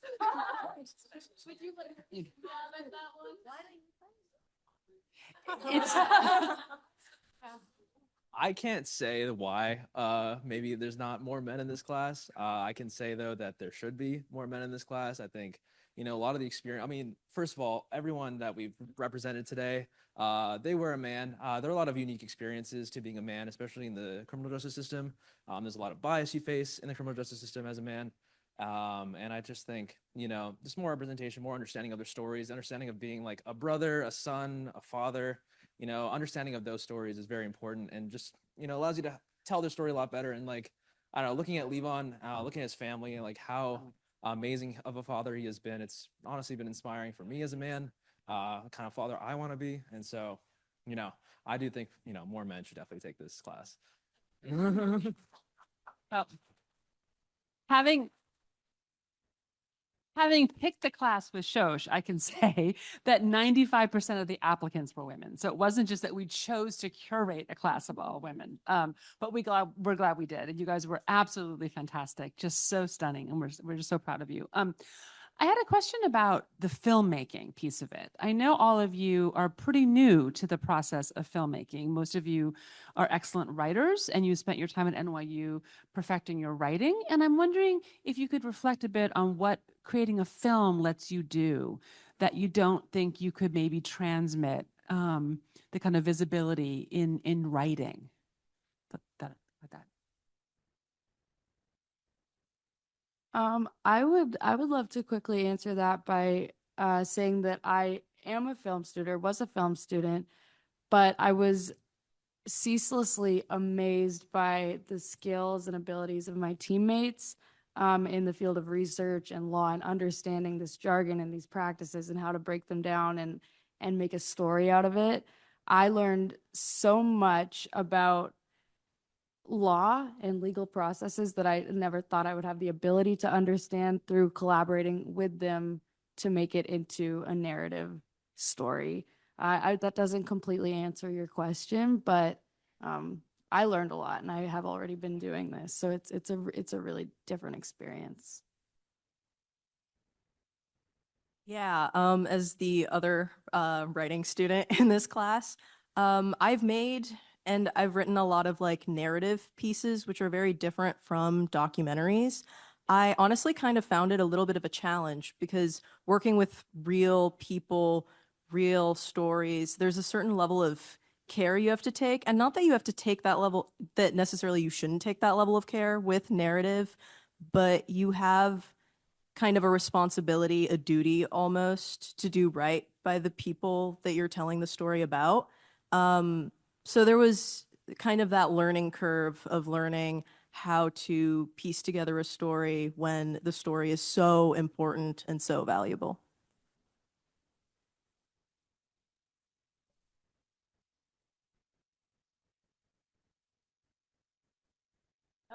Oh, okay. Hi. I'm the friend of Cody. I'm very proud of you. I'm very proud of all of you that were in this class. I'm was incredibly moved by the stories that I learned today. As a storyteller myself, I recognize the power of just being a human being and being in connection with other people and telling their stories. So I wanted to congratulate you all on that. Give a clap, give a clap. Thank you. So I wanted to know, like, obviously, in like learning the stories of all of the wrongfully convicted people, of the stories that you guys learned, like, how did you how did you balance like the emotional weight of being the storyteller, and also like the humanity that you feel in being a storyteller of these stories of these people that were sharing their life with you guys. Because I know as a storyteller myself, like, I'm a very emotional person. I was crying buckets over here the entire time because, you know, as one does. But like, how did you carry the emotional weight as you were trying to also stay strong and get the work done?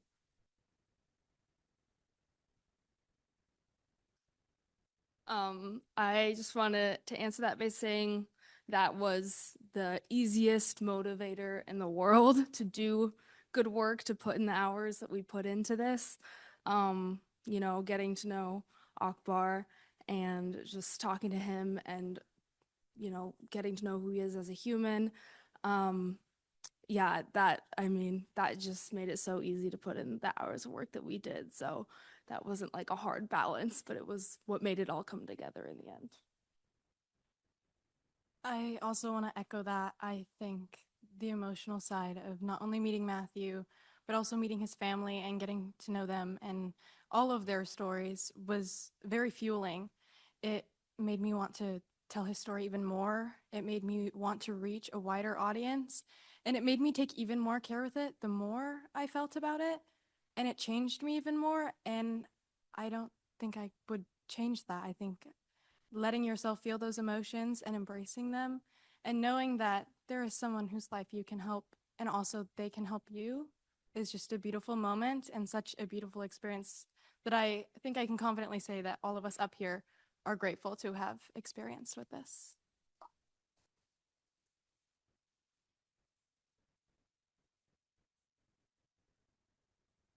We have time for one more question. Okay, great.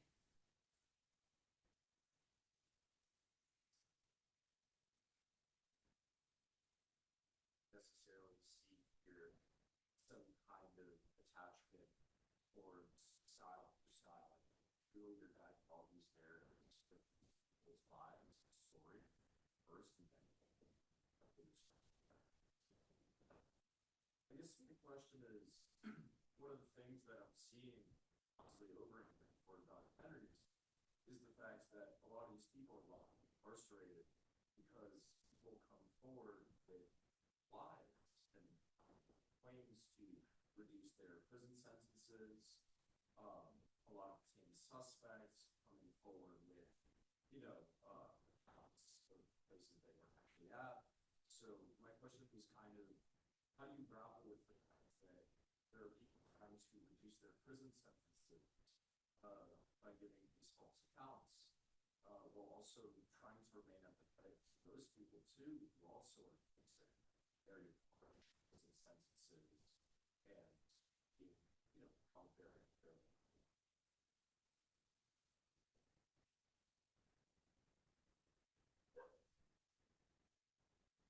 I guess in that case, I wouldn't put the blame on them.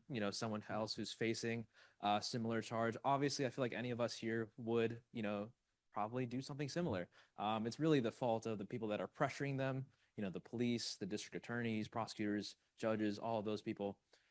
They are really who's at fault, and those are the people that, you know, these kind of documentaries target. Those are the kind of systematic changes that we need to make.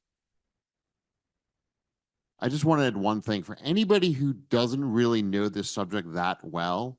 You saw a gentleman by the name of Justin Brooks in one of the videos. He wrote a book called You Might Go to Prison Even If You're Innocent. I would encourage everyone to read it. It is not a legalese book. It's a very simple based book. And it really explains how you might go to prison if you go to dinner with a date. You might go to prison if you share the same name with somebody. You might go to prison if you live in a small community. And Justin has been researching this for, I think, 40 years. So I think more of us need to understand how easy this happens to people and what we need to do to correct the problem. Amazing. Oh, go ahead. Do you want to add some? I was just going to quickly say Justin Brooks was in our documentary, so you guys saw him speak, and I recommend the book. And in our documentary specifically, to answer your question, we were looking at Baltimore as a whole, and that led us into a deep rabbit hole about police misconduct. And there's a lot of great media out there that I recommend you guys watch. Like We Own This City, based on a book. We just learned a lot about how it comes from the system, not from the people that are being pressured by it. And to just add quickly to that question, it's something we try to teach in our class that, you know, these folks are all victims of a very unjust system, whether they commit crimes or don't, right? We're all suffering from a very overly punitive criminal legal system, and people do what they can to survive. So absolutely. With that, that is the end of our presentation tonight. Thank you so much for coming. Thank you. Oh.